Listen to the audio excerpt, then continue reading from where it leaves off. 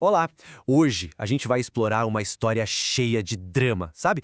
Uma história sobre poder, fé e, claro, as consequências das nossas escolhas. É a história do rei Acasias e do profeta de fogo.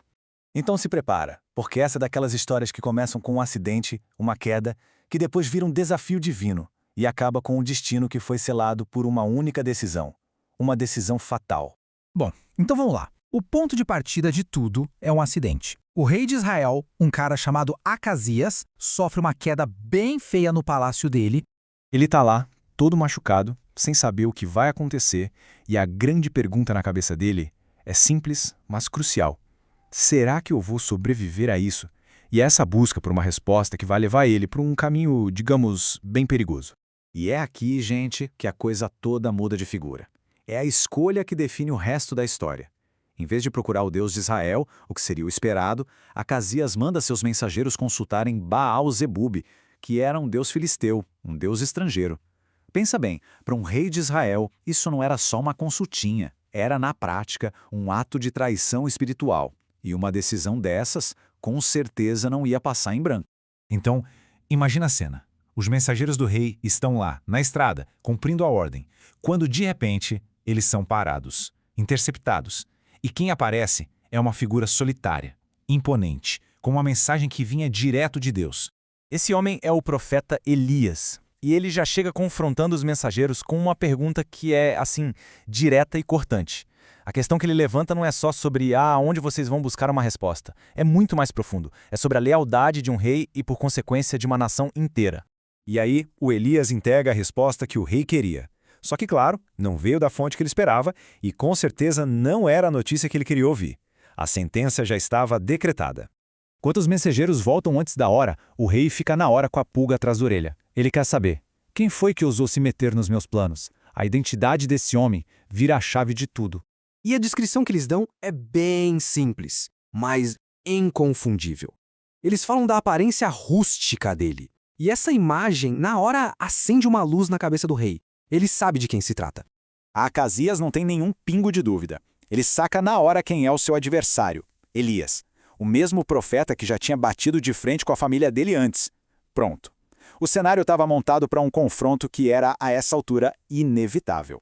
O rei fica furioso, claro. E o que ele faz? Decide usar a força. Manda o exército dele para prender o profeta que está lá, tranquilo, sentado no topo de uma colina.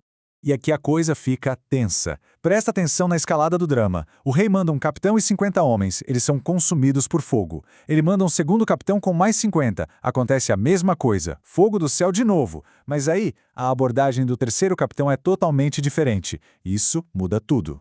Essa frase do Elias é a resposta dele para a ordem do primeiro capitão. Repara que não é bem uma ameaça, é mais um teste, uma condição. Ele está basicamente dizendo, se eu sou quem eu digo que sou, então isso vai acontecer. O poder não era dele, mas do Deus a quem ele servia. E a consequência? Imediata, terrível. A prova veio do céu, de um jeito que ninguém podia negar. Ficou bem claro aonde é que estava o verdadeiro poder. Pensa no custo da arrogância desse rei. 100 homens mortos. Tudo porque estavam cumprindo uma ordem que batia de frente com a autoridade divina que o profeta representava.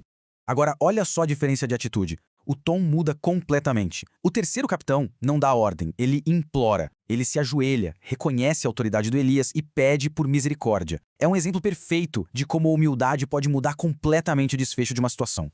Depois desse gesto de humildade do terceiro capitão, Elias recebe uma nova ordem de Deus. A mensagem era clara. Chegou a hora. Hora de descer da colina e ficar cara a cara com o rei. Um anjo diz para ele não ter medo. Então Elias desce com uma garantia divina. Ele não tem motivo para temer o poder do rei. Ele não está descendo como um prisioneiro, mas sim como um mensageiro. E a mensagem que ele leva é final. Não tem mais volta. E lá está ele, cara a cara com Acasias. E Elias repete a profecia olhando nos olhos do rei. O motivo do julgamento é dito com todas as letras: a traição do rei por ter procurado um deus estrangeiro, agindo como se não existisse um deus em Israel. A partir daí, a história corre rápido por seu final, que já era inevitável. A palavra do profeta, uma vez dita, não volta atrás. E exatamente o que acontece. A profecia se cumpre, tintim por tintim. Acasias morre na cama dele, o trono passa para o irmão, E esse episódio todo, esse confronto de poder, fica registrado para sempre na história do reino. Resumindo a história toda, o que a gente tira daqui é um lembrete bem forte sobre as consequências das escolhas, né? A autoridade divina, ali representada pelo profeta, se mostrou maior que o poder do rei, e como resultado direto, a liderança da nação inteira mudou. E fica uma pergunta no ar para a gente pensar, né? Essa história do Acázias e do Elias mostra um conflito clássico entre o poder aqui da terra e a autoridade divina. Faz a gente questionar o que é que, no fim das contas, realmente decide o nosso destino.